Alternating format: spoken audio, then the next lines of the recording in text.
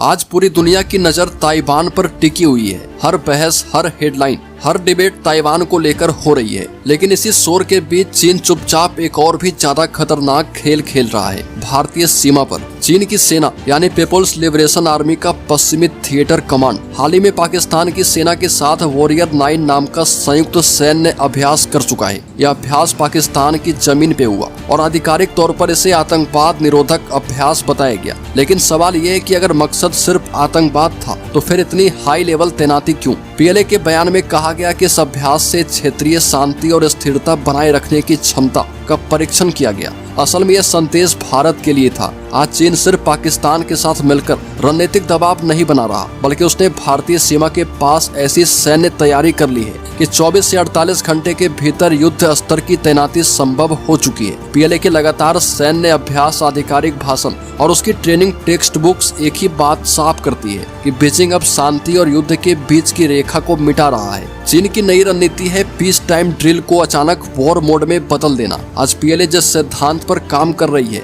उसे कहा जाता है गोल्डन विंडो डॉक्ट्रिन। इसका मतलब है किसी भी संघर्ष की शुरुआत के पहले 24 से 48 घंटे में चीन को अपनी पूरी सैन्य ताकत तैनात कर देनी है और दुश्मन के जवाब देने से पहले ही हालात अपने नियंत्रण में ले लेने हैं। पीएलए की कुछ सीक्रेट हैंडबुक्स में ये तक लिखा हुआ है कि युद्ध में जीत इस बात पर निर्भर करेगी कि पहली गोली कौन चलाता है और कितनी जल्दी चलाता है। चीन के राष्ट्रपति शी जिनपिंग 2015 से लगातार एक ही बात दोहरा रहे हैं, फास्ट स्टार्ट फास्ट फिनिश, यानी युद्ध जल्दी शुरू करो और उससे भी जल्दी खत्म कर दो। गलवान संघर्ष के बाद चीन ने सिर्फ बयान नहीं बदले, उसने अपना पूरा सैन्य ढांचा बदल दिया है। आज तिब्बत और सिंजियांग में पीएलए हाई फ्रीक्वेंसी ड्रिल कर रही है ताकि सेना की तैनाती का समय मिनटों और घंटों में लाया जा सके। एक्सपर्ट्स मानते हैं कि चीन अब 10,000 सैनिकों को 24 घंटे से भी कम समय में भारतीय सीमा के पास इकट्ठा कर सकता है। और इसका सबसे खतरनाक पहलू ये है कि चीन को सीमा रेखा बदलने के लिए पूर्ण युद्ध की आवश्यकता भी नहीं होगी। अगर तैनाती तेज की गई तो भारत के पास प्रतिक्रिया और निर्णय के लिए समय बेहद सीमित रह जाएगा।